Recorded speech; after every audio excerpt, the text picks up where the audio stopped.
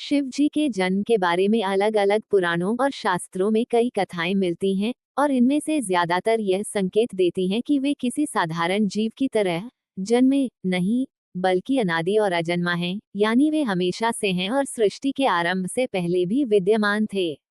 फिर भी विस्तार से समझने के लिए मैं आपको मुख्य 3 प्रमुख कथाएं बता रहा हूँ, जो अलग अलग परंपराओं में प्रसिद्ध हैं। अनादि और अजन्मा शिव, अव्यक्त और निराकार। शिव पुराण के अनुसार, शिव पुराण और वेदों के अनुसार शिव जी जन्म और मृत्यु के चक्र से परे हैं। वे सत्य, चेतना और आनंद सच्चिदानंद स्वरूप हैं, जिन्हें समय, स्थान या कारण से कोई उत्पत्ति नहीं हुई। जब ब्रह्मांड की रचना भी नहीं हुई थी, न आकाश, न पृथ्वी, न जल, न अग्नि, तब भी शिव परब्रह्म के रूप में मौजूद थे।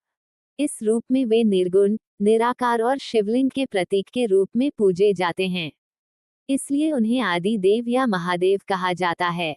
ब्रह्मा विष्णु विवाद और ज्योतिर्लिंग कथा। शिवलिंग अवतरण। लिंग पुराण। एक प्रसिद्ध कथा लिंग पुराण में आती है। एक समय ब्रह्मा जी और विष्णु जी में यह विवाद हुआ कि दोनों में कौन श्रेष्ठ है।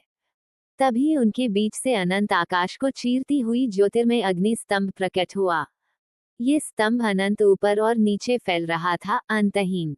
दोनों देवताओं ने इसका सिरा और पांव खोजने की कोशिश की। ब्रह्मा ऊपर गए, विष्णु नीचे, लेकिन किसी को अंत न मिला। यह अनंत ज्योति स्वयं महादेव का प्रतीक थी।